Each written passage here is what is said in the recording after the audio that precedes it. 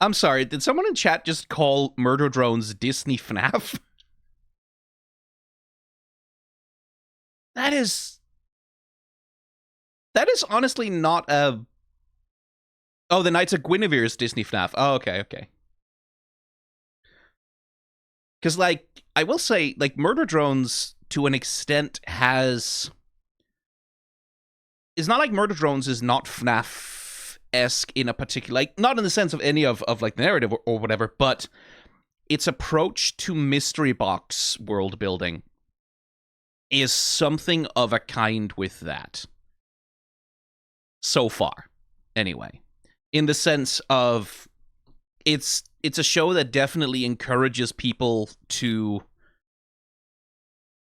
fixate and speculate, right? Like there's this unexplained thing here that's hinting at like, oh shit, like that means something, that means some other things.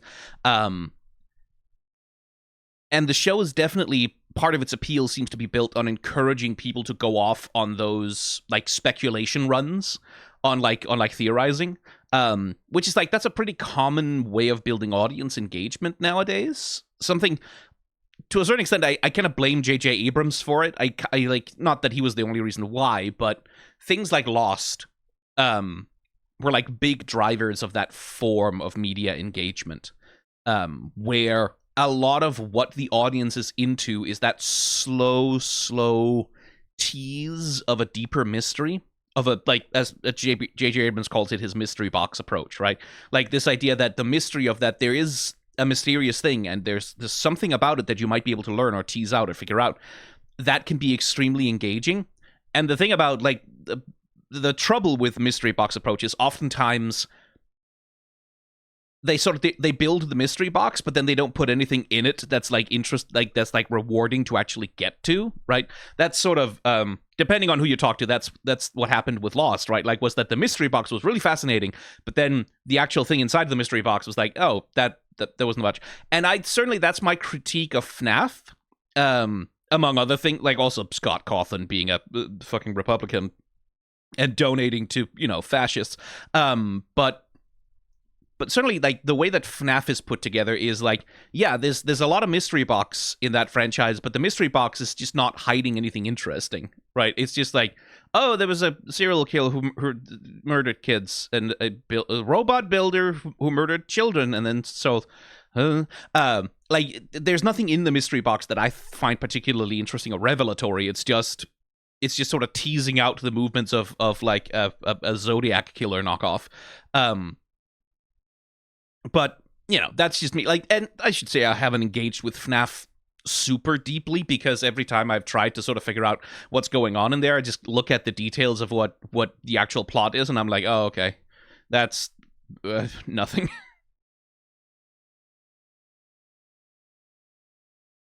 Anyway, so relating that back to Murder Drones, at least in the first couple of episodes, sort of seems to be pointing towards the same thing, right? Like this thing of like, there's a mystery box. There is a mystery. There's like a secret thing that is in the background of this stuff, and like all these little hints and signifiers, and like get fixated on trying to figure out what that means and theorize about it.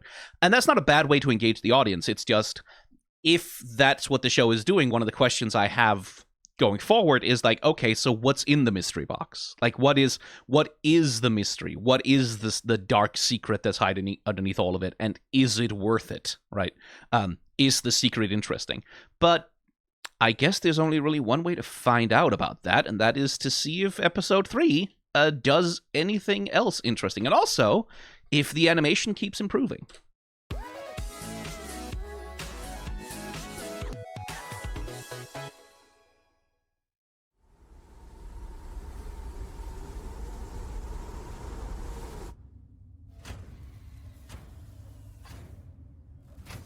Right, the episode was called The Promining, so I guess we're doing Prom.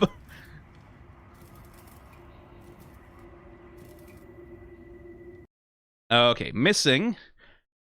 Gray. Confusing the ancient digital artifact collection, The Office, with a personality core. Ha ha ha, she's basic and boring. Ha ha ha. Oh, there's more of them. Gray. Gray, gray, gray, and gray.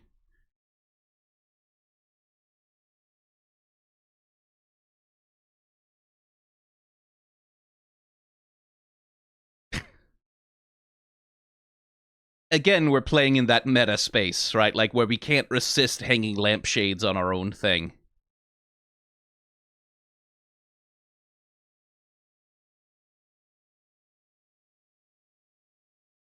Ah, can't quite make out what that says. Oh well.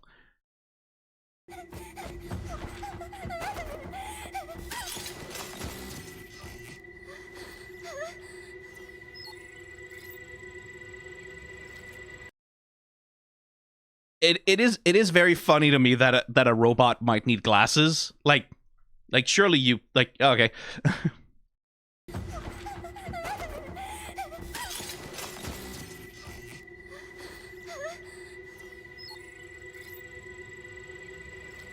Lol, nice vision, very good.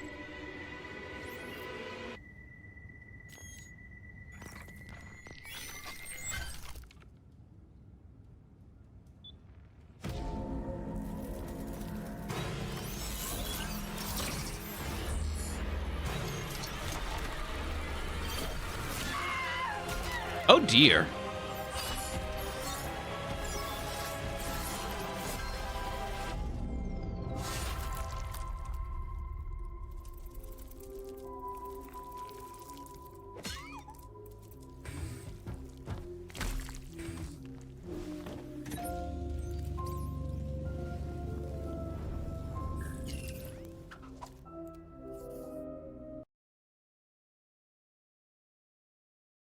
She's just murdering rivals for prom queen, I guess? Okay, so let's just have a look at...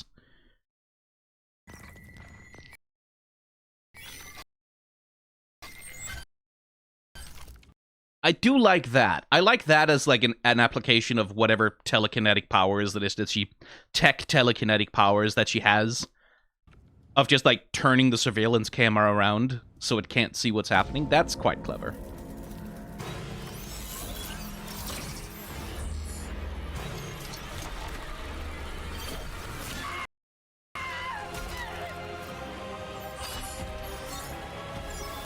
And then I guess she can also just, like, spawn meat cleavers?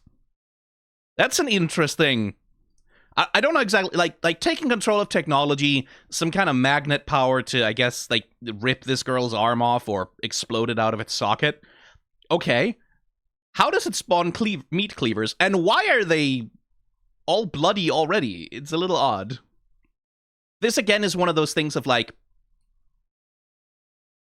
Is this power set designed to be communicative about a way in which the internal logic of the world works? Or are we mostly doing, this shit looks really cool, therefore, spawn meat cleavers and throw them? Because the meat cleavers are so unnecessary. She's just demonstrated, I can just kind of pull you apart with my mind. I can just kind of rip your limbs off by wiggling my fingers at you. So why the meat cleaver specifically? Like, that's... And again, the question is this world building about the character is because this character is so cruel and sadistic that she wants to engage in that, like, physical dismemberment by using, like, a crude implement to, like, really make it hurt? Or is it just because meat cleavers are cool? Like, meat cleavers, she's like a serial killer, scary girl, horror monster lady, and meat cleavers are cool, and it's like, it's fucking using meat cleavers as, like, throwing stars. And it's one of those things, like, is it rule of cool, or are we supposed to take this as, like, instructive of who the person is?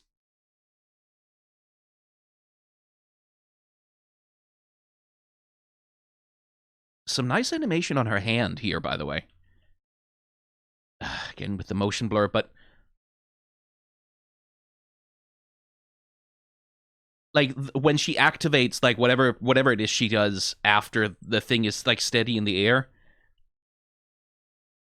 turning it around, like, that little tiny gesture there from the hand is quite nice. Like, clearly, the animator was putting some thought into how they wanted like the psycho gestures or whatever it is that she's doing, the Naruto hand sigils, for activating her powers. Like, clearly that's something that some thought was put into, of like making them look like very specific gestures, right? And specific movements. And that's also like a good thing because it creates like a physical relationship between the character and the thing that they're doing to enact power in the world. There's sort of like, when it comes to psychic powers, there's sort of two paradigms, right? Paradigm one is force powers, right? Like, which is when, in order to do the force power, the actor or the character has to like do a thing, right? So like, you don't need to see our identification, like the little 2-finger sweep, and when you need to like pull something with the force, you have to reach out for it physically. That's one version of like psychic powers. The other one is just stuff happens, and that's sort of the Magneto version, right? Like, Magneto, a lot of the time, doesn't really need to do much or move in order to make magnetic stuff happen. It just sort of happens around him. And he doesn't do big gestures unless it's like really dramatic or whatever. Otherwise, it's just like metal just flies around him.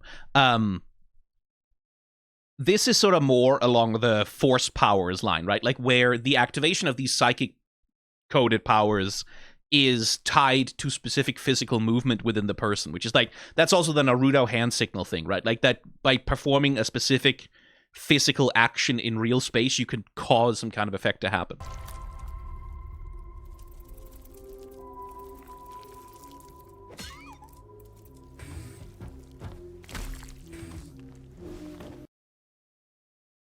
Missing posters. I see.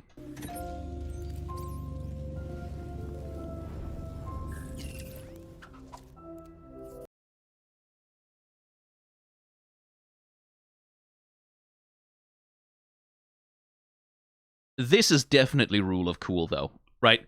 Like, the characters putting their books away using their psychic powers, that all makes sense. But then the little gesture of like spawning the pen and then flipping it in the air and catching it, that is fully some rule of cool stuff.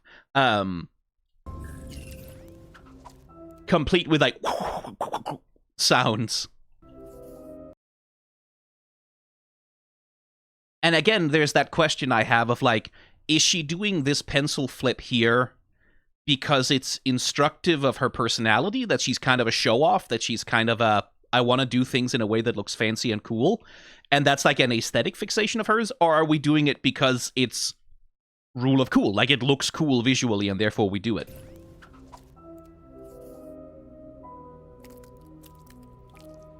Mom, Bob, bienvenidos.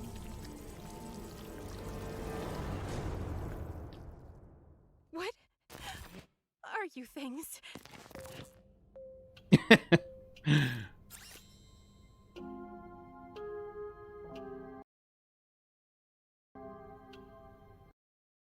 Now, introducing the Russian-speaking psycho girl there is another interesting thing of, like,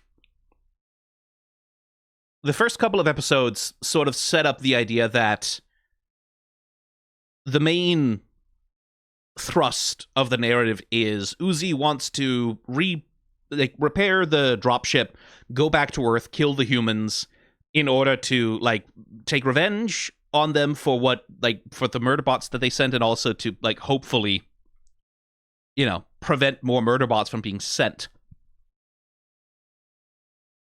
And then, like, introducing the fact that apparently in just normal robot society, they're, like, you just get psychokinetic serial killers with magic tech powers also on top of that, is sort of introducing like a secondary antagonism thing to the thing of like, oh, maybe the humans are not, like, if thematically the idea is that the humans and their, like, capitalist coded exploitation of the robots, right, like the use of robots as tools deployed against each other, that's the source of evil, right? Like, this is what evil is within the conception of murder drones, is like, that's the bad thing, and that's the thing we're fighting against. Then introducing the whole, like, oh, actually, no, like, it's not just the murder drones that are designed by the humans to do murder and evil. Sometimes normal worker robots, they just get like that. They just get evil superpowers, and then they start killing people with them. that could run the risk of sort of thematically muddying the waters of what the show is actually trying to get at. So I'm curious exactly how that's going to play out. Anyway, trust no one. That's why I have don't have any friends. No other reason. Commission today adopted a motion picture school epidemic of Spanish influenza.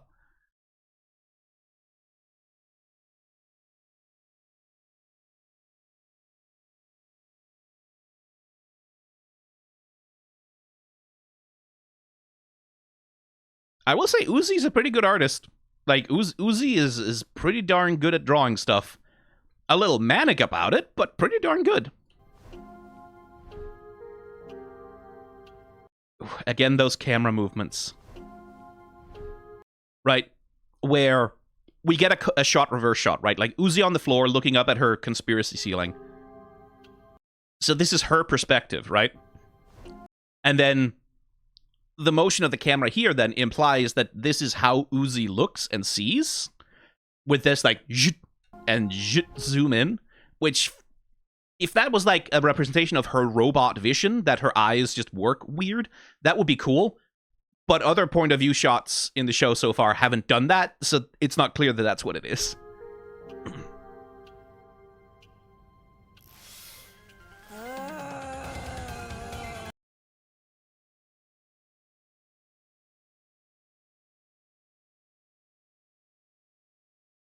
Why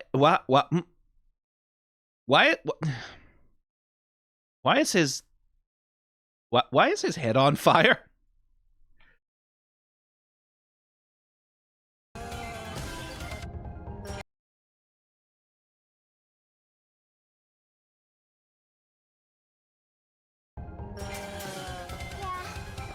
Brad in an hour. Can you imagine going to prom alone? No, seriously, why is his head on fire?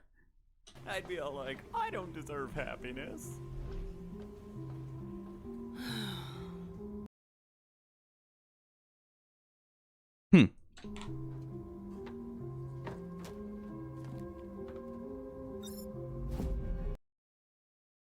Let me guess. They're all gray.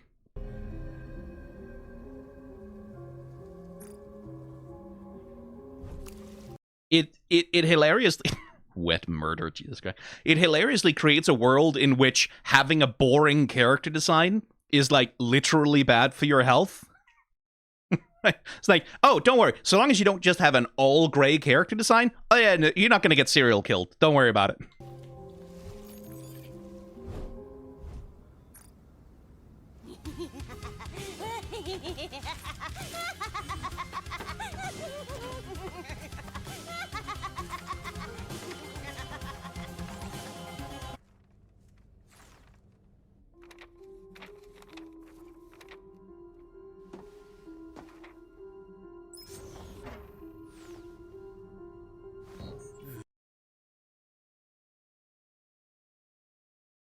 Wish I had the sensory receptors to feel the warm embrace of something doors. Yeah, erotic fixation with... I mean, I don't want to kink shame, but there has to be a limit somewhere, right?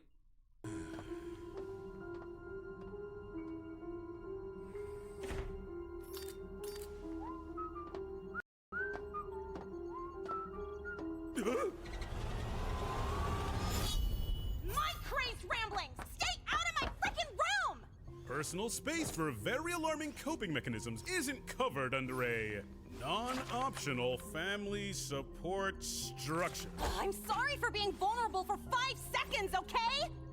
You were never there for me. If you want to help now, stay distant. I'm going to talk to Anne. What is this? Prom dress. Child small. You're grounded from seeing those bad influencing murder drones. But I talked to your teacher to find you classmates to go with tonight. Sup, freak?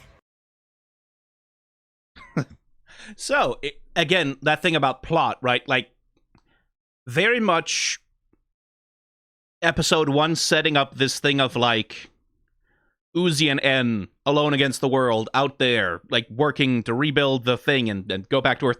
Then episode 3, we just kind of go, high school drama, back in the family, back in the family, high school drama, return. Like, it feels very sort of like magnetizing back to status quo.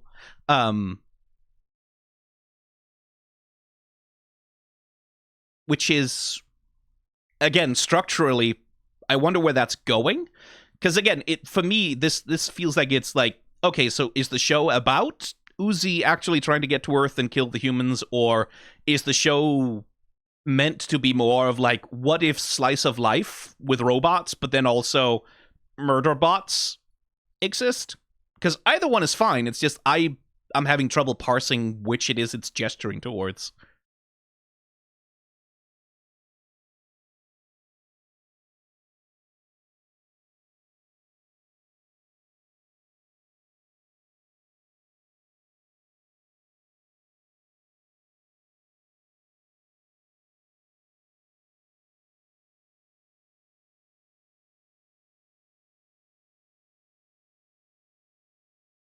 When did she put red string on them? It looked to me for a second like the red string just kind of spawns on the paper as she's holding it up. I guess there, that little down gesture is supposed to be when she puts the string on.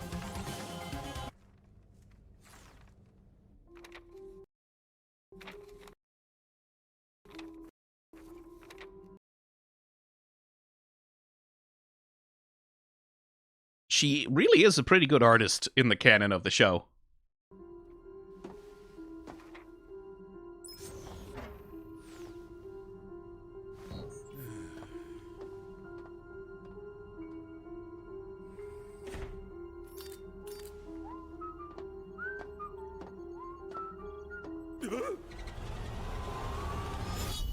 My crazed ramblings! Stay out of my frickin' room! Also, frickin'? Really? Frickin' room? Like, girl, you can swear, it's YouTube. Personal space for very alarming coping mechanisms isn't covered under a non-optional family support structure. I'm sorry for being vulnerable for 5 seconds, okay? You were never there for me. If you want to help now, stay distant.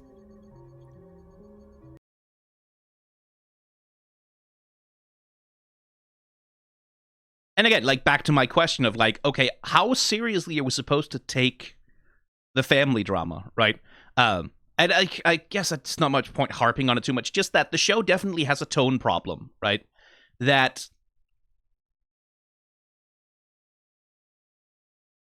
the aesthetics of the show sort of keep like, it keeps pulling back from ever fully committing to, like, an emotional through line, like to an actual emotional beat, because we gotta do jokey jokes, like we gotta. And also, like, when it comes to scenes like this, it seems to want to rush through them really quickly to get to the next gag. So it's like, as a viewer, I'm sitting here like, okay, am I supposed to take, like, the emotional difficulty that this father has to connecting with her daughter seriously, or is it just, haha, he is a shitty dad who doesn't know how to connect with his daughter sitcom joke, right? What's up, freak? Prepare to be popular. I'm chaperoning! I do want to be dapper. But no! That's why you had me find these? We can't interact with the workers anymore, V. We're too dangerous. I like that. Like, that sort of glitch effect transitioning into a memory, right? Where it's like the background around him that starts first. Then it snaps over him. Then we get the point of view. And then as we snap back out, it's like the world sort of resolves. I like that. Like, as a sort of externalization of his perceptual flash, right? Like that he keeps flashing back to that moment of rejection. That's visually very effective. We're too dangerous. Exactly. We show up fabulous. The sad purple one lets us in, because she has no friends. We kill everyone and pop her little head off. I'm not freeing you for prom murder, V. Jay went hollow spooky snake crab, and we maybe grew up in a haunted mansion. Aren't you worried we have no idea what we even are?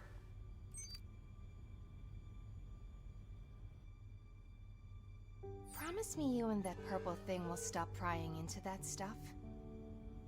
If you free me now, I promise we'll only kill what we need to survive. Just you and me, Anne. With the twist and the caveat there, of course, being that she's free already, right? And again, I do like that a lot as a conceit for that character, that she has broken the chains. She could just leave if she wanted to, but that there is an emotional importance for her in being freed.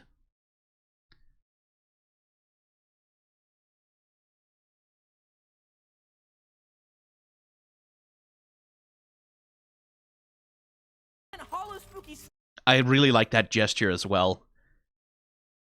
They're like hollow spooky snake crab. And I especially like it because it seems to be obeying, for the most part, like the rules of his anatomy. Like, it's not doing a wiggle wiggle, like obvious squash and stretch deforming the model. It's using the segments of the hand in a way that feels like reasonable in order to do the gesture. I like that a lot. Right? Like, I think there's a little... Again, hard to see with the motion. Like, a movement like this, a movement this subtle and slow, really doesn't need all this fucking motion blur on it. It really... Like, it's one thing for very fast movements that they have motion blur on them, but he's not moving fast. He's just, like... I downloaded this in 2K. Like, this is 2K resolution. It's not because we're watching it in 480p. Snake crab, and we maybe grew up in a haunted mansion. Aren't you worried we have no idea what we even are?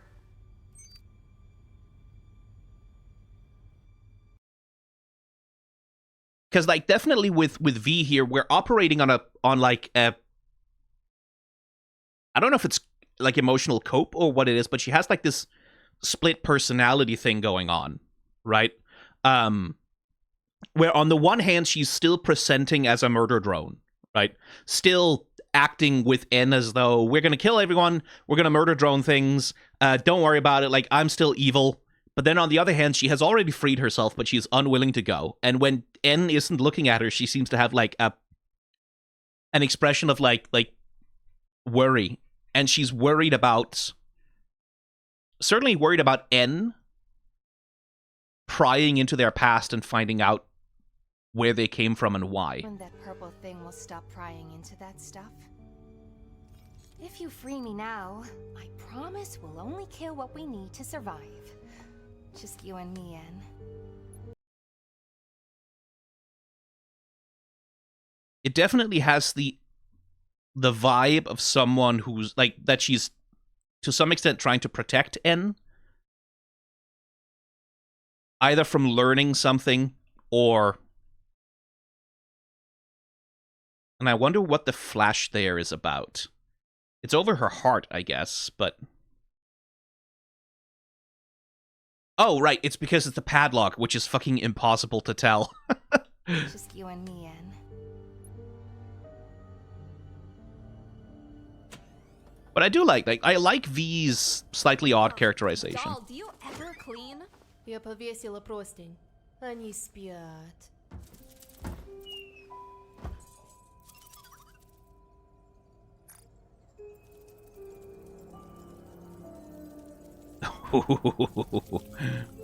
Hey, so thanks for having me, but now that my dad thinks I'm here, I'm actually gonna... You're hilarious. She's hilarious. You should get ready. You're gonna look so cute in a brave way. Nice.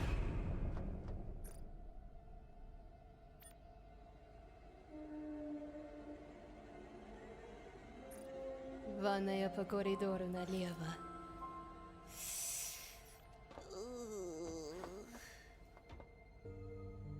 I like that's very good. Like sort of backhanded negging. Like you're gonna look cute in a brave way. V, if you're hiding something, we can figure it out together. Even if we each only have pieces. Please, what do you know? Oh, well, okay. What's best for you? Even if you hate me for it.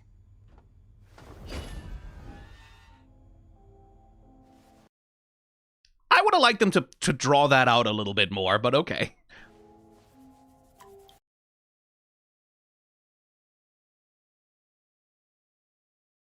Each only have pieces. Please, what do you know? Again, that's the thing of like rule of cool, where it seems like here they're going for the shock value of just like the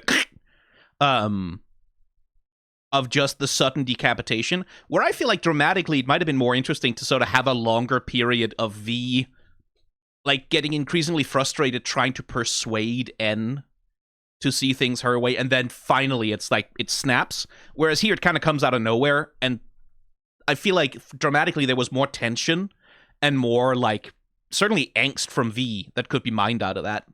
What's best for you? Even if you hate me for it.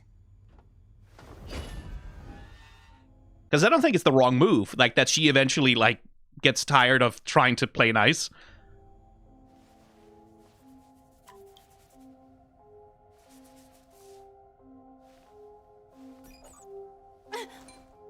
Easy, Robo-Satan, not this mirror.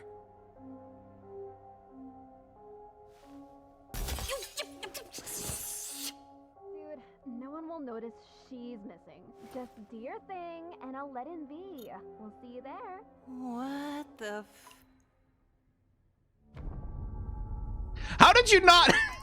I'm sorry. How long were you in this bathroom and you didn't notice the blood? I mean, I guess the lighting is really red everywhere all the time.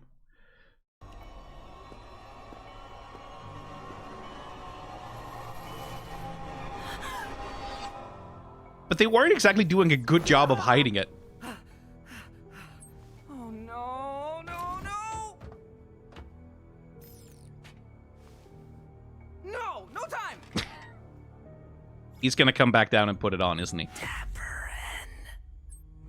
Again, undercutting an emotional moment with a joke.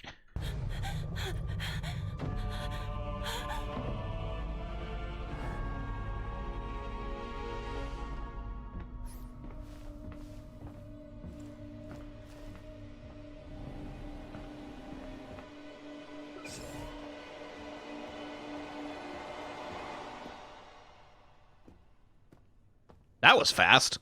Как они по-русски A lot of broken mirrors. любят говорить. Ой, я должна была предположить, что кто-то сможет убежать через вентиляцию, используя выброшенное зеркало как ступеньки. Funny.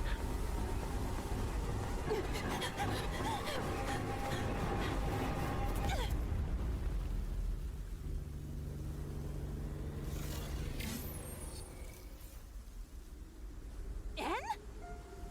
Uzi? You Why look... are- I think something bad. I could help, but you probably don't want me. No, I could use the help of you being there with me. Dapper buddies.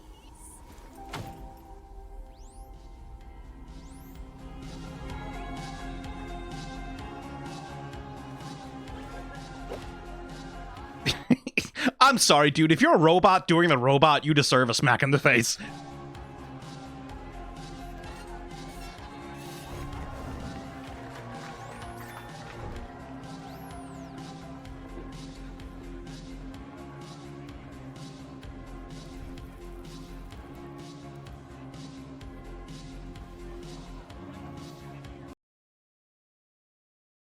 What? It's only 9 p.m.? Jeez. Okay, listen up, nerds!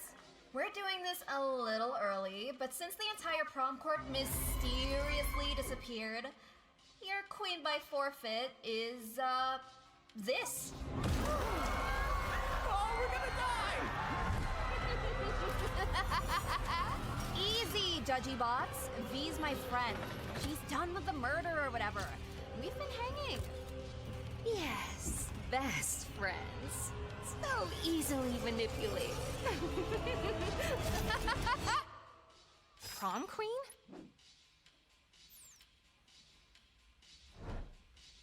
Ugh.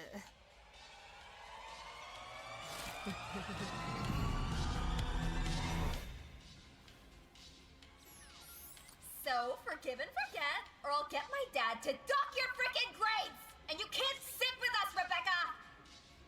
Fine, I forgive her. Settle. She's kind of cute, though. Fucking- These people, like, no survival instinct. None. None whatsoever. No self-preservation. How did they manage to build any kind of society?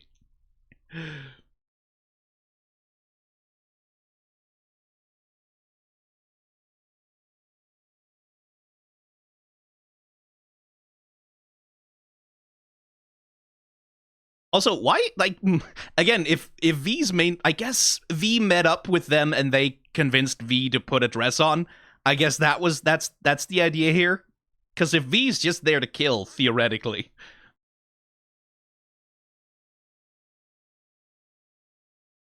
Why the dress?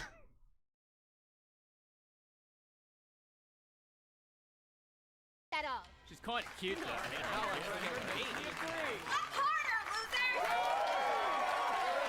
Your dress is really cute.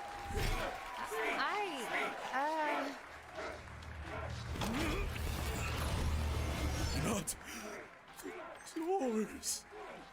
And kill everyone after? It's not vain. It's extra sinister.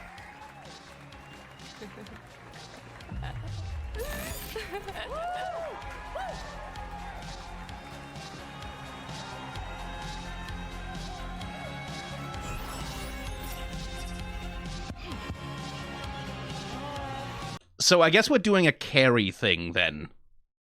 Essentially. Like what with the stepping up to the thing being manipulated by being called prom queen. So we're doing carry. Interesting that they chose V as the victim for the carry thing. Certainly Uzi is like the more natural fit, whereas like V is like, why would you expect V to have any kind of investment in it? Again, I do like it as part of V's characterization that like social connection so instantly, right? Like a little bit of social estimation, a little bit of like validation from peers is enough to kind of like knock her off balance from the murder fixation. I do like that. It's just if you're doing a carry plot,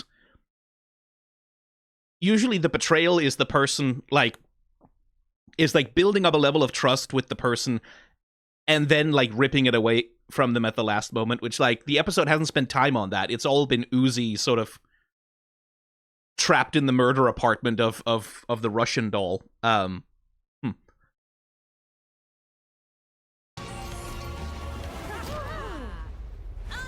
them, you fiend!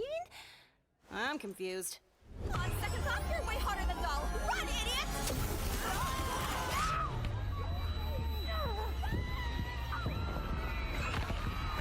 Oh, that's... Oh, boy. Привет, Ви.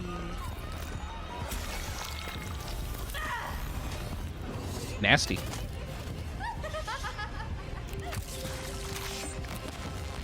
Ладно, тебе все понятно. Ooh. Ouch.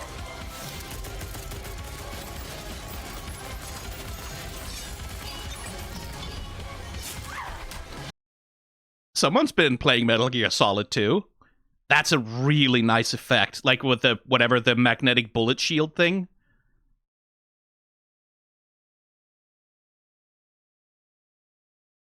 I like that. Like, I very much like the way that they're streaking the bullets around her.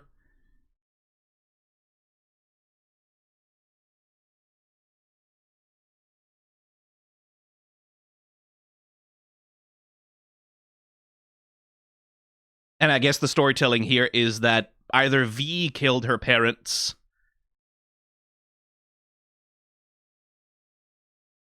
or they were her friends. I imagine parents.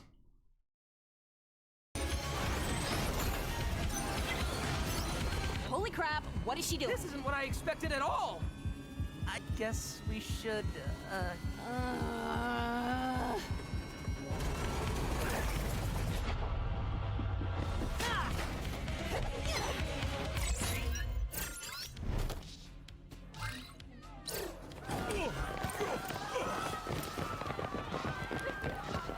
Узи, тебя вправду взял сторону дронов-убиец? И они единственные, кто потеряла из-за них семью. I'm sorry, like, you... hard argument to make when you were just killing random civilians. Like, you literally exploded a whole person into, like, a cloud of blood in front of you. I'm sorry, like, you can't, like, how are you siding with the murder? Like, lady, you're the one doing the murder! You're the one doing the murder, drone! What do you mean? Like, how could you you were killing them too!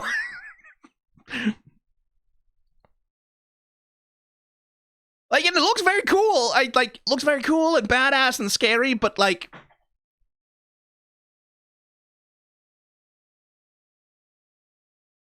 Like, the moment shit starts going off, you're just killing random civilians. Like, why? What did she do? Why did she have to have her neck snapped and be squashed? It's like, why would you side with the murder drones? They've killed people's families. Bitch! You exploded a whole person? They just blew up. They just, like... What do you mean? Why would you side with the murder drones?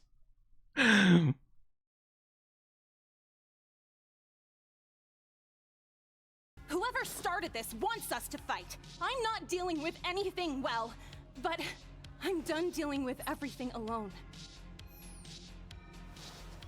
We move forward together or not at all. Ayo, da, da, da, da.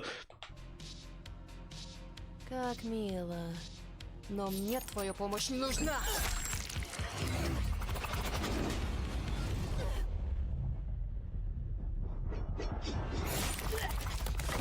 Oi! Fell apart like a Lego brick or Lego figure.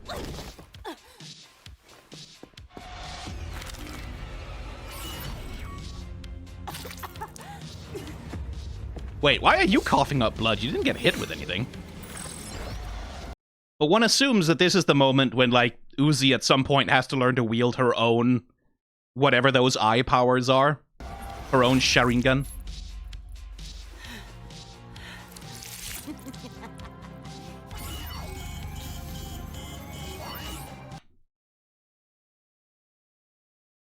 Absolute Solver TRN, like object, non-interactive. Yeah.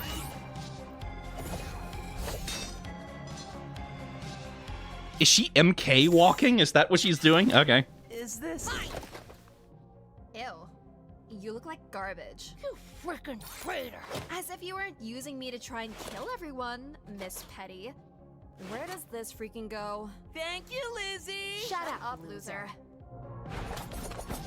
What the fuck is Lizzie's motivation, by the way? Like, besides, I mean, I guess being a messy lesbian, it's just, like, can't 100%, like, that to a certain degree makes sense, but there's an extent to, like, did you not think you also would be killed? But then again, lesbian, maybe being murdered by a hot, evil android, it's kind of goals.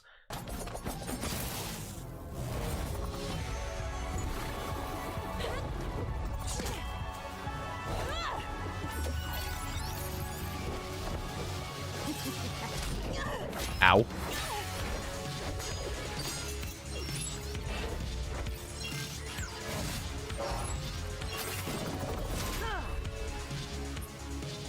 Quit saving me! N's suit is surprisingly intact for someone who just got torn to pieces. But then again, I guess the regeneration thing that they do also restores their own clothes, so maybe that makes sense.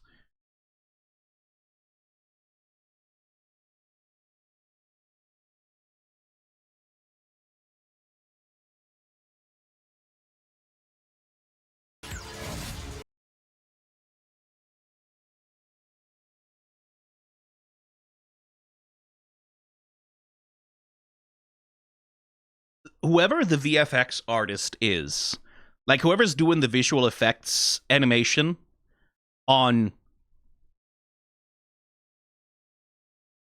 like the little symbols and signifiers, are having a lot of fun. And they're doing a great job. Like, these effects look really fucking good. A little excessive, maybe, but really fucking good.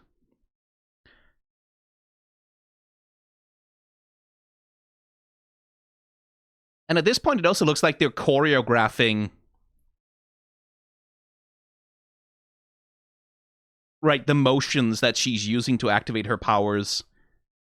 Like, you can see it sort of start to slip into something a little more dance-like, which I guess is setting up for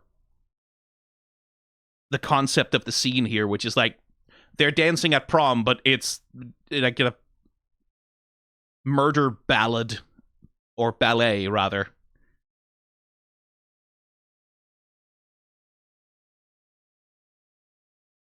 Yeah, like, really, someone's having a lot of fun coordinating those hand movements.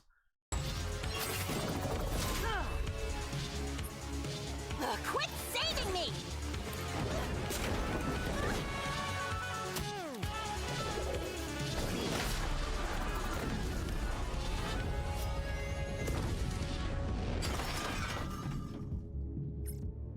Seriously, don't do that again. Uzi. Okay, your turn!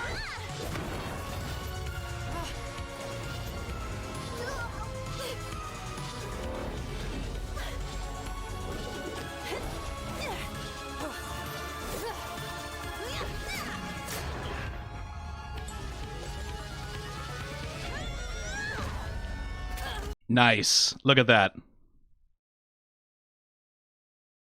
Very, like, fully on some classic anime shit. The fucking shockwave propagating. I like the restraint on that.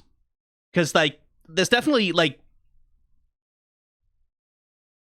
There must have been a temptation here to, like, really ham it up with the shockwave effect. And I like that they went to, like, not that it's not, you know, obvious, but...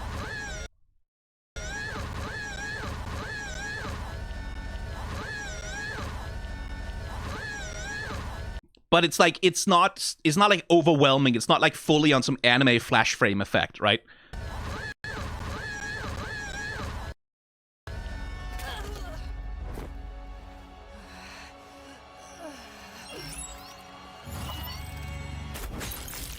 Oh, well, yeah, no, that solves it. V, we needed her for answers. What? She's fine. A little tuckered out. V did that on purpose! She's hiding mystery stuff and being overdramatic about it! You stop! You!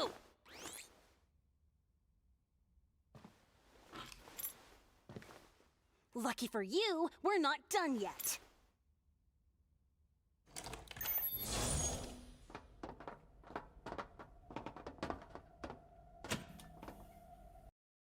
I will say, I also like... This is like the classic sort of dark room where only animating the eyes kind of thing. I do like that that's narratively justified by the fact that their eyes do glow. A little tuckered out. V did that on purpose! She's hiding mystery stuff and being overdramatic about it! You stop! You!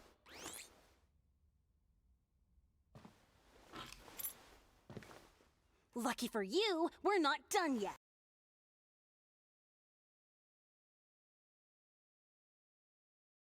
Yeah, they're definitely still Sonic mouthing a lot with the characters. And I do think, like, most of the time the Sonic mouth doesn't bother me. Like, most of the time it's kind of fine, right? But there are shots like this one where it's a little bit like, what's it doing over there? Like, why? Like that angularity, that shape is a shape that's designed to work as like a representation of foreshortening in 2D. So if the mouth is all the way over there, like, you shouldn't have foreshortening on the left corner. You should just, yeah. So there are definitely times when the way they're animating the mouth doesn't work so well. And it's an interesting thing about the lip syncing as well, because Lucky for you. Right? Because when she does the ooh, right? Like, when she does that phoneme, like, ooh, she still, like, the mouth runs to the front of her face and pushes forward, right? Like, because that's kind of the way you have to do that phoneme. Lucky for But here she's doing lucky, right? And all she's doing for lucky is just clenching her teeth together and arak, right? That's not really how you form L as a phoneme, but that is how you form oo as a phoneme, right? So lucky for you, we're not done yet.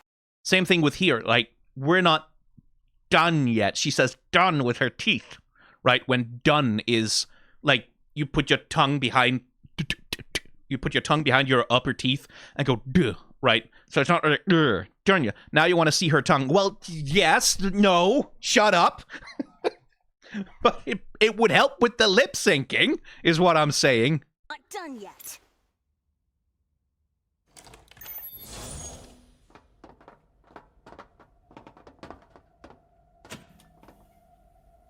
Uh-oh. Nice. Uy, that's a lot of...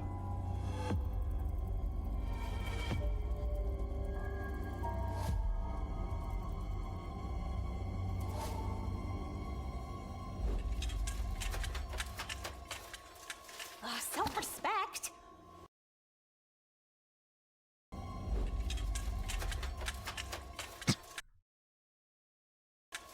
Self-respect. Why would a worker drone... Oh, was she eating them?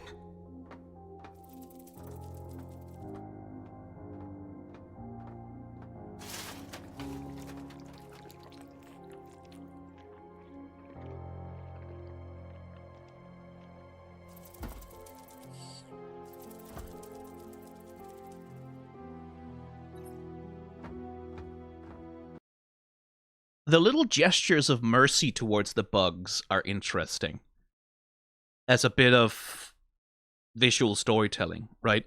Because we see, again, I still have not internalized what the name of the Russian bot is, what the Russian doll is called. Oh, she's just called Doll. Well, okay, I guess I have internalized it just incorrectly. Like,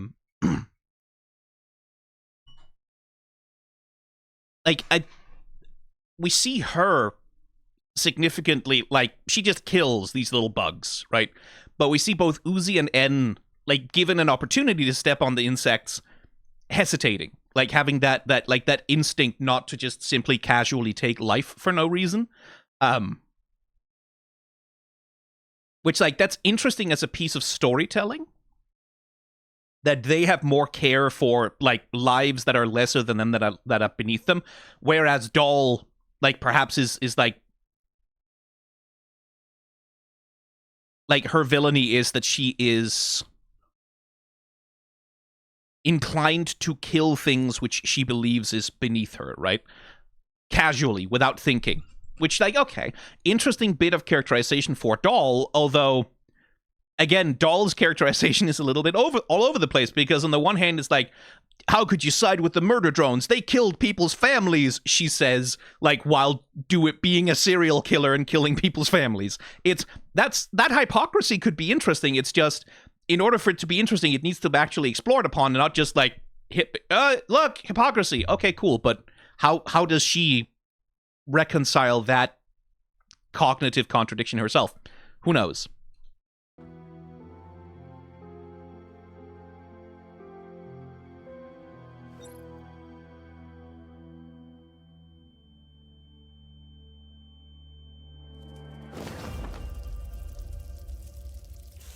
I think we found her folks. Literally didn't even taste that good. V, you kinda suck. Yeah, I'm not doing okay.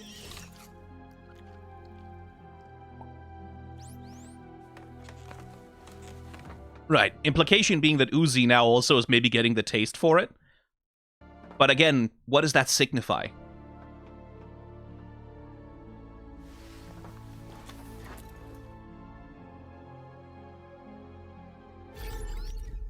Oh, hey, she's not dead.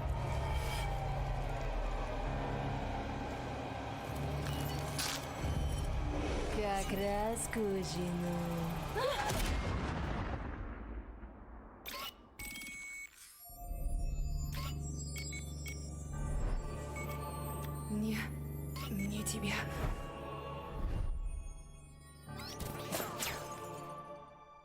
Жаль. Если я найду то, что ищу, то и тебе помогу. What? Извини. What? Oh, don't you dare! I hate it here! Fair enough, Uzi. Fair enough.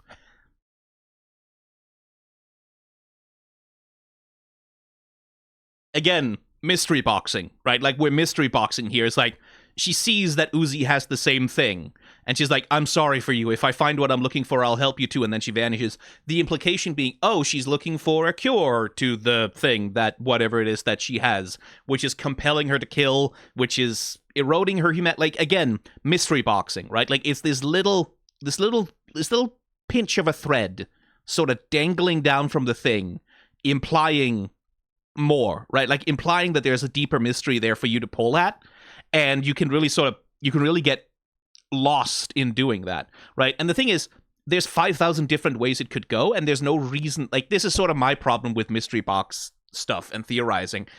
I kind of have the same thing with Digital Circus, right? Like, a lot of people are doing this thing of like, I figured out what the mystery is. I figured out like who's Abel and who's Kinger and what's like all the happening, and it's like, and there's an extent to it's like, I'm not disparaging it as a fun activity, something that's fun to do. It is fun to do. It's a lot of fun to theorize. I do it myself sometimes.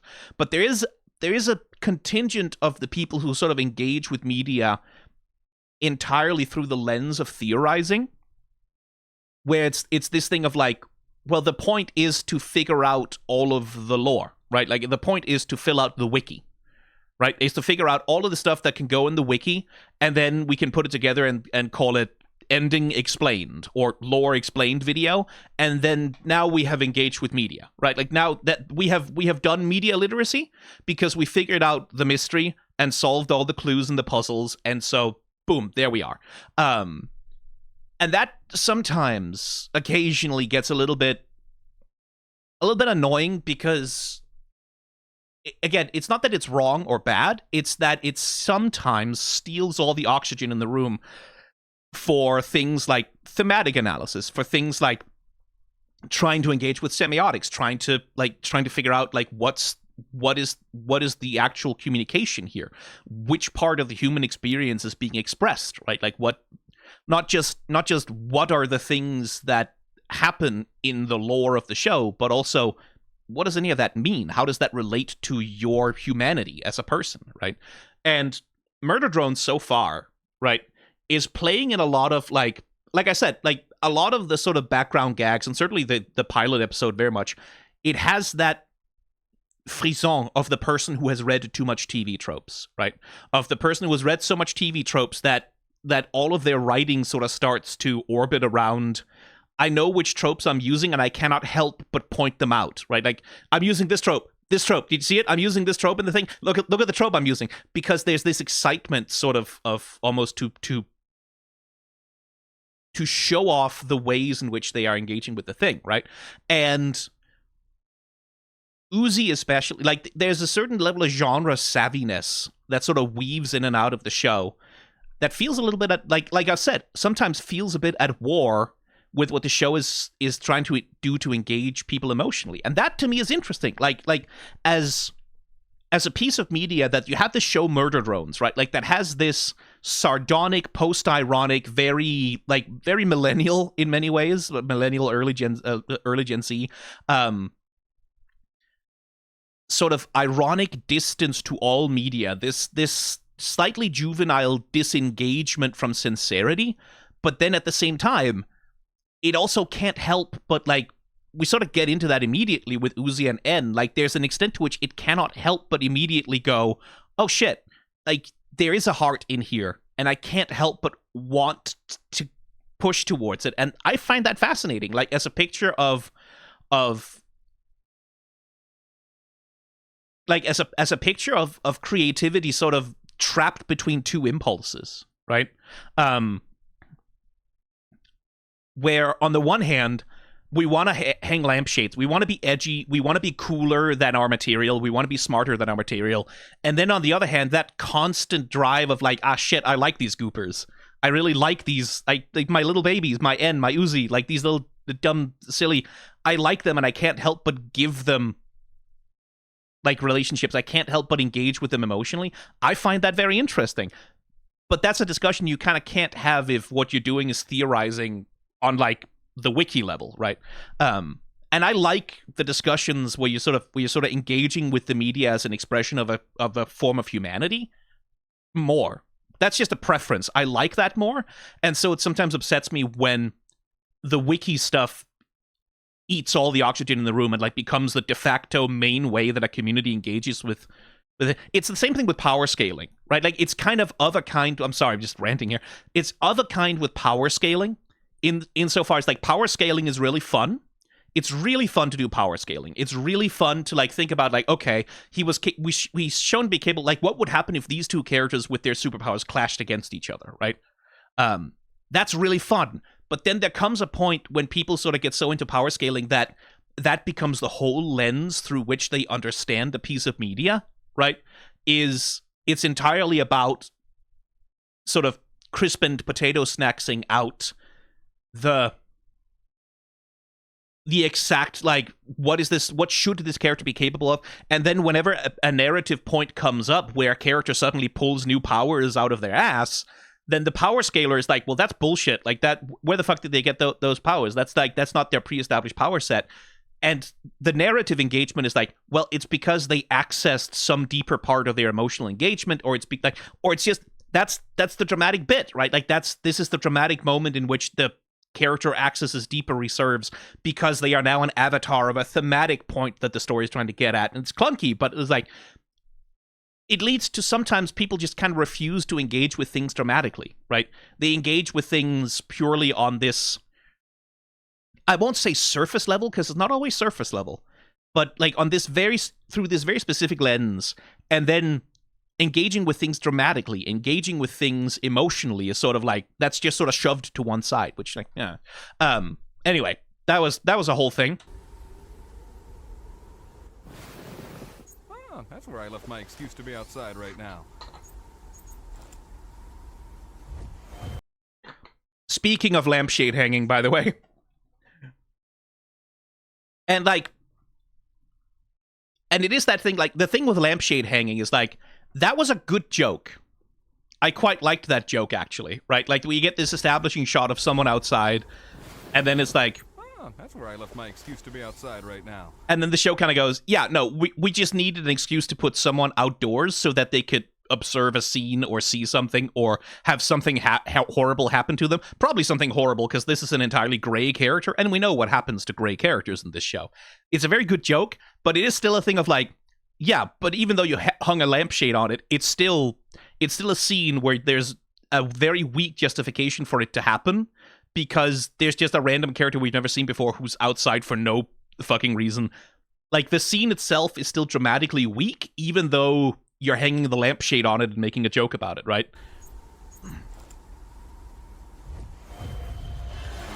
Oh, hey, a new drop pod.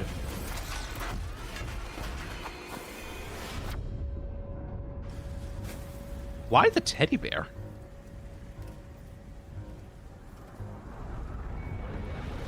Oh, is that why the other guy's head was on fire? He also had a drop pod dropped on him. Oh, maybe not.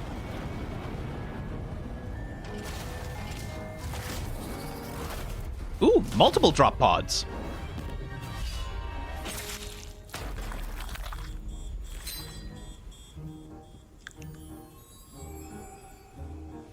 A certified technician.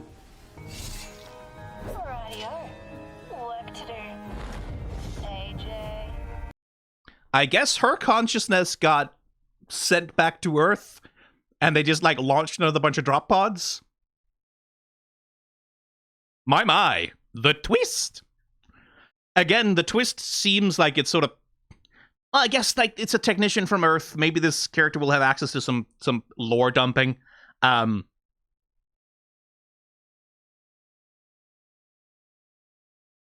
Yeah, there's an element here of, and I'm using the word carefully, there's definitely a fanfiction element to the way that the plot seems to be put together so far. And what I mean by that specifically is, like, the way that fan fiction is, like, you write a chapter, you post it on AO3, you write a chapter, you post it on AO3, you write a chapter, you post it on AO3. Fan fiction, structurally, often is this semi-string of consciousness pursuit of a series of ideas, right? So you open with a premise, coffee shop AU, or fucking whatever, and then you write a bunch of the stuff, and then some characters interact, and they have an interaction that kind of makes you go, oh shit, that's really interesting. And then you chase that interaction down. Like, what is this dynamic that I've just discovered between these two characters? That's interesting. So you chase that down for a while, and then you stumble into, there's another scene you write with two characters doing something, or a plot point happens, and you kind of, oh shit, that's interesting right now. And then you pursue that, right? Where a story is driven not so much by a specific outline or an end point that it wants to get to, but more like this extended process of sitting in the narrative that you have and then building on it and building on it and building on it and building on it. And it's not driven from like an outline or a central point of place. It's driven by what would be the coolest thing to happen next right now. What's the thing that interests me right now?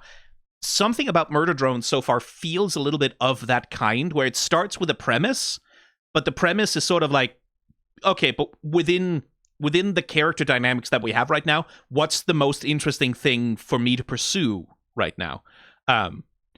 Which is, again, a contrast to something like Digital Circus, which feels much more structured. Like, it seems to have a much clearer idea of how it wants to structure its plot progression, right? It seems to have a much clearer idea of what it wants to do and, like, what it wants each episode to build to.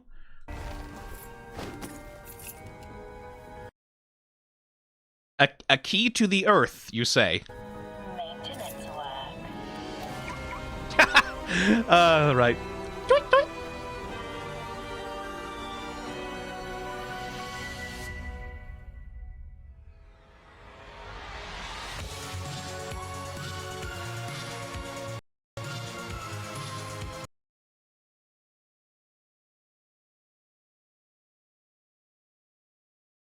Daisy Rose.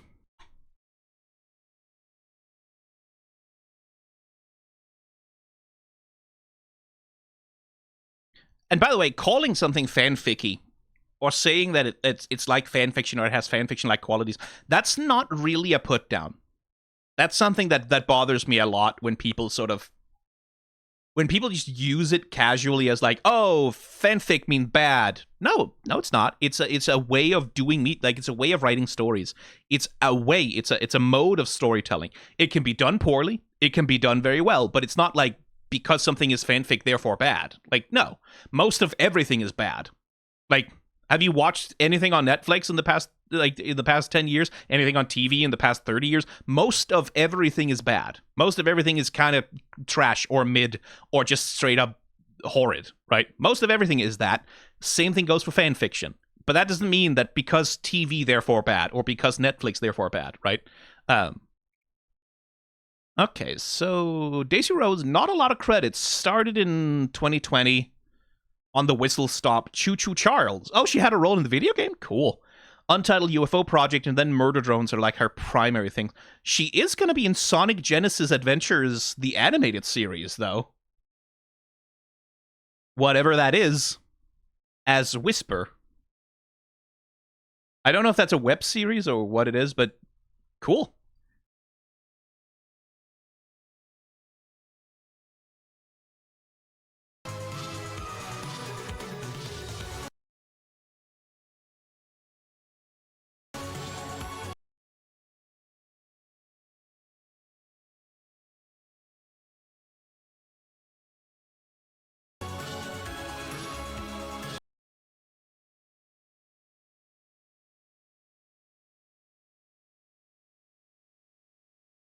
Oh, hey, there's a name we know.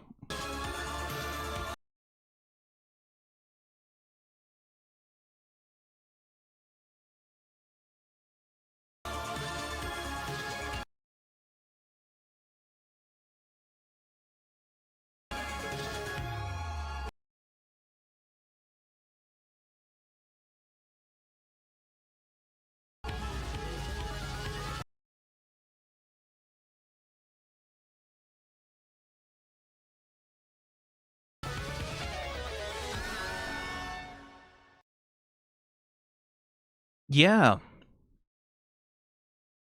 It's definitely a lot of mystery boxing, right? Like, it's definitely a lot of, ooh, what does this twist mean? Or, like, where does this come from? Like, why is the doll doing, like, she has the eye thing that's the same as Uzi's thing, and she kills people, and she seems to be eating them, and it's a cannibalism thing. It's like a lot of mystery boxing, which is to say it hints at a lot of things, but it just does not ever provide answer. And that's pretty normal for the start of a show, right? Like, for the very early episodes, you set up a mystery, and then you unravel it. The thing that does nag at me a little bit is that it's setting up a mystery and then another mystery and then another mystery, and at some point, like, there's only like 8 episodes of the show.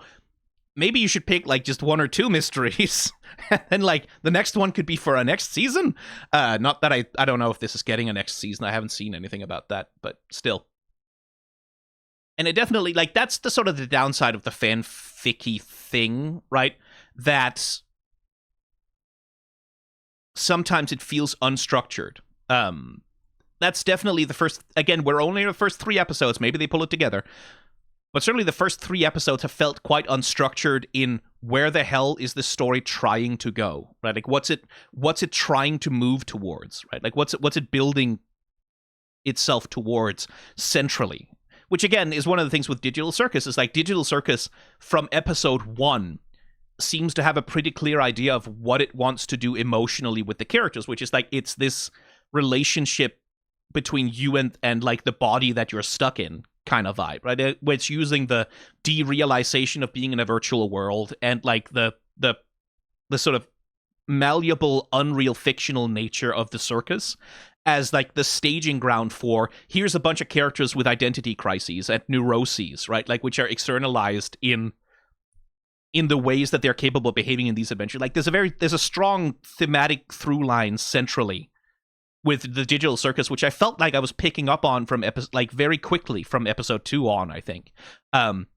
With Murder Drones, it's a lot more like, I don't really know what this show is trying to get at, right? I don't know what it's trying to say. I don't know what it's trying to explore emotionally or narratively or thematically, but it sure is showing me a lot of cool shit, right? That's the other thing, is all my nitpicks and complaining, right? I have not yet been bored for a second watching any episode of the show, right? Like, whatever else it is, it's not boring. At no point does the show ever get boring. A little bit predictable occasionally, like you can see a joke coming from a mile away, but it's still reasonably well executed. The action scenes are dramatic and high impact, even if maybe they don't lead to as much narrative as you'd like. And like, there is the constant sense of building mystery of like, oh shit, what does that mean? Oh shit, what does that mean? Oh shit, what does that mean? That is very engaging. Maybe by the end of 9 episodes, I'm going to be very tired of it. But at this point, I'm entertained, right? I don't know that I have as much to say about it as I do about The Circus or fucking Gaslight District once that starts coming out regularly. But I'm not bored. I do want to keep watching it just to see what happens, right? Because that's the power of the fanficky approach, right? Is like this thing of like, oh, something cool is here, let's follow that. Something cool is here, let's follow. Like this drive towards these cool ideas one after another is that as a reader, as an audience, you get to see one cool thing after another, right? Like, it's still a cool thing, even if it's not cohesively oriented towards a central thematic thesis to the thing or whatever. It's still, you get to see a bunch of cool shit happening, and that's certainly the vibe. That's the vibe I'm getting from Murder Drones. It's like, it's a cavalcade of just cool shit happening one after another, and then occasionally the characters are like, we have feelings about what's happening. It's like, oh cool, right, you're here, you have relationships and stuff that sort of drive your behavior, cool. But mostly it feels like a bunch of cool shit happening one thing after another, which is not a bad thing necessarily. Kind of wish we got a better look at Tessa's character design proper. It's all a bunch of like mediums and medium close-ups where we can't quite see the whole of her. AJ. I've got the world on a string, sitting on my finger. God. Maintenance work. Or sitting on... No, that's not the lyric. I've got the world on a string, sitting on a rainbow. Got the string around my finger. What a world, what a life. Can't you see I'm in love? That's how it goes.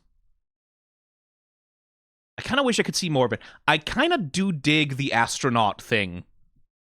Like, with the helmet and, like, what looks like an oxygen hose. Like, I imagine it's not a human, or maybe it is, who knows. I kind of dig the astronaut thing, right? Like, the crop top jacket is quite cool as well. I wish I could see more of the outfit.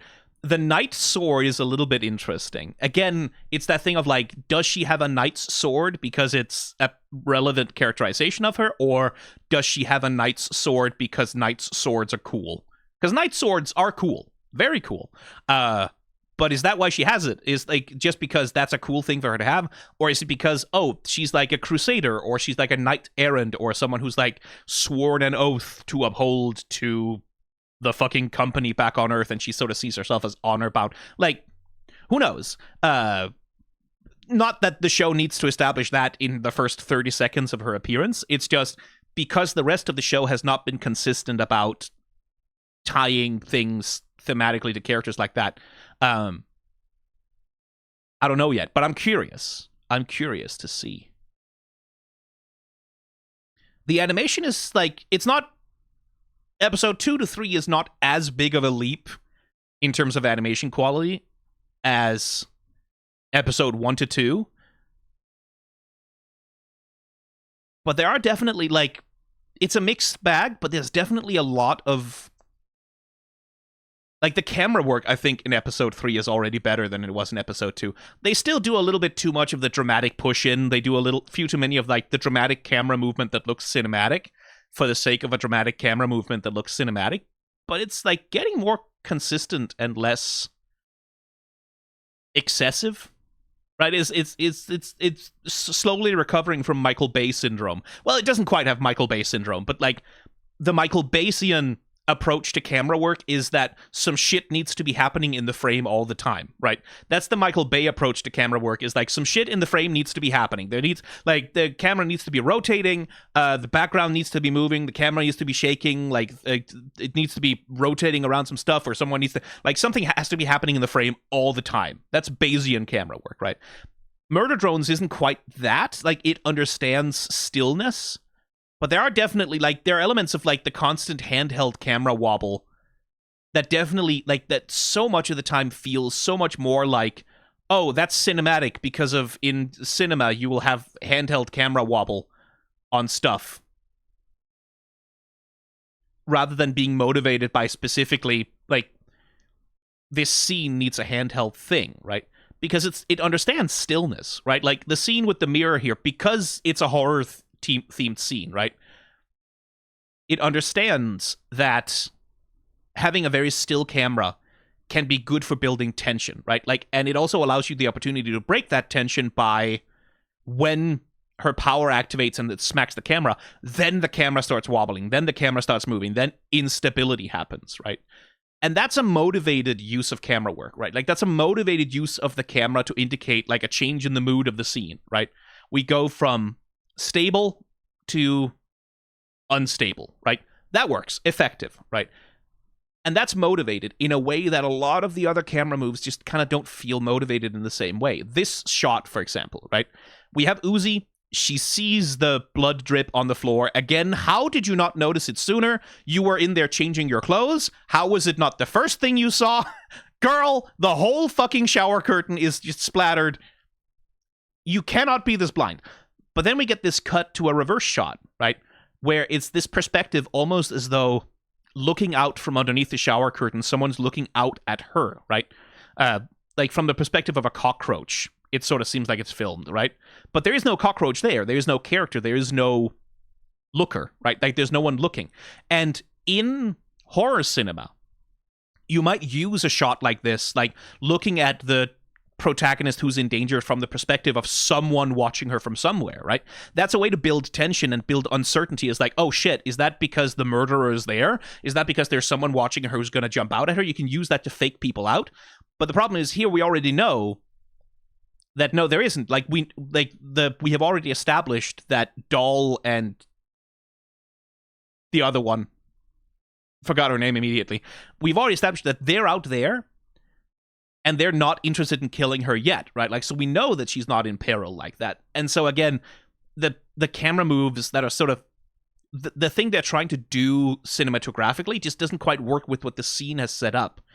A shot like this would work with uncertainty, where it's like, oh shit, we don't know if there's someone else in there with her, but we do know, and so it doesn't quite hit for me as a horror thing. It feels more like this is a shot I've seen in horror movies, and so I'm using it here. And it's well executed. It's just it doesn't feel supported by the actual narrative. I do like this joke of, like, as they say in Russia, whoops, I should have predicted. Like, that's reasonably funny. That's reasonably funny. It's a riff on the, like, the joke that you see on fucking Tumblr all the time. It's like, oh, in French, we don't say I love you. We say, like, my hovercraft is full of eels in French or whatever. It's a riff on that joke a little bit, right? But it's still pretty funny.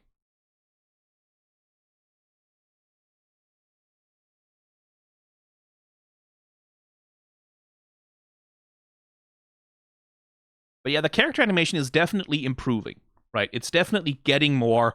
Also, how unbearably cringe must it be for a robot to do the robot? Like, how unbearably cringe must it be? It's like, you can't do that, man.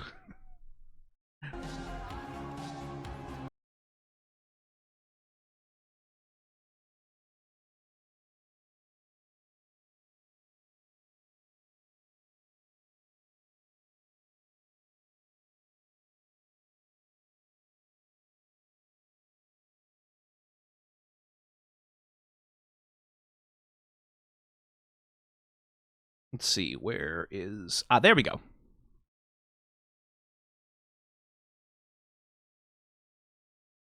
She's my friend. She's done with the murder or whatever. We've been hanging. Yes, best friends. So easily manipulated. Prom queen?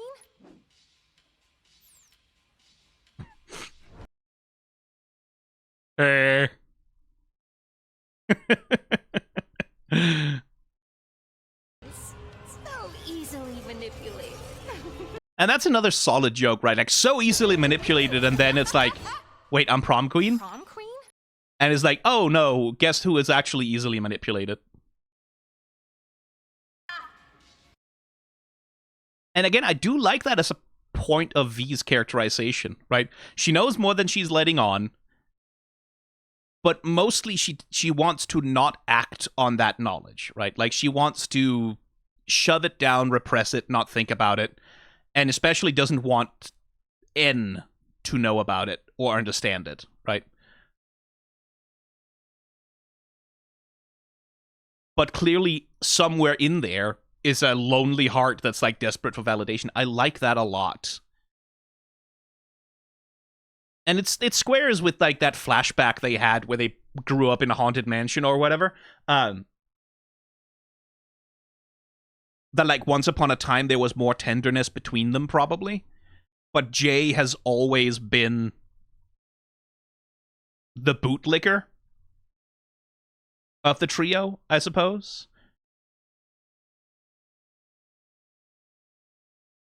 And certainly in the first episode, V and J were sort of united in both kind of being N's bullies.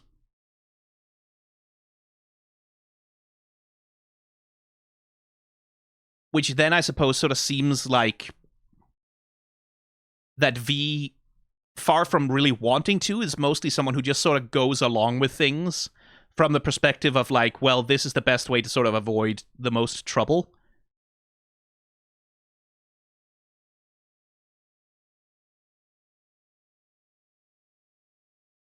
And it's interesting. Like, I do want to know more about V's interiority. Like, what exactly it is that drives her to behave the way that she does.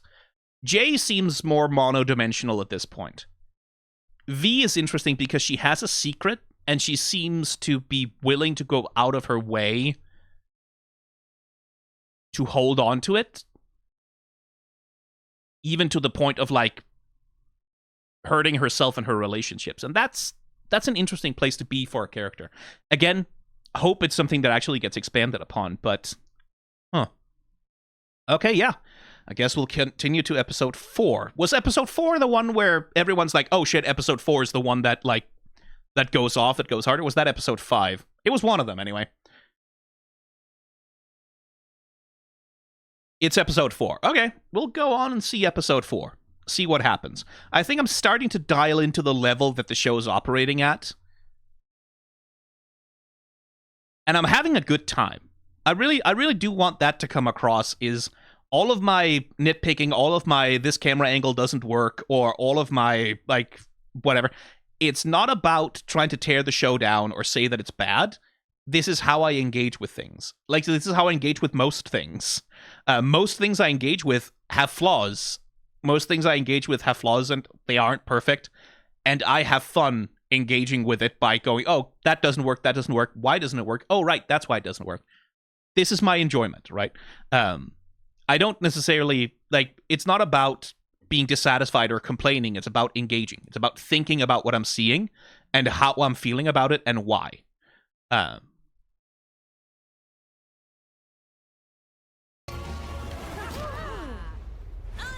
them, you fiend! I'm confused. On second thought, you're way hotter than Doll. Run, idiot!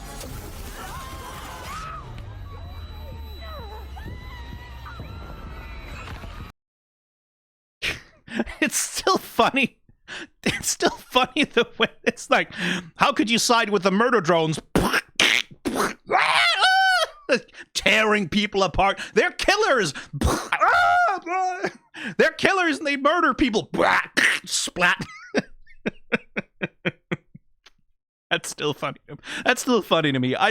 Again, the hypocrisy could be very interesting if we get a little bit more emotional insight into Doll, but it's just very funny that she starts like a prom massacre, and then she's like, how could you side with the murder drones?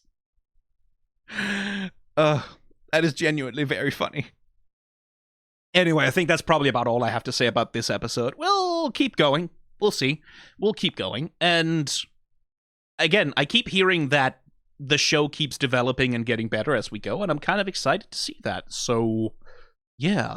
Comment, subscribe, like, things, other stuff. Also do that if you wanna. Or don't. It's okay. I am not your dad, no matter how much some of you in the comments seem to want me to be.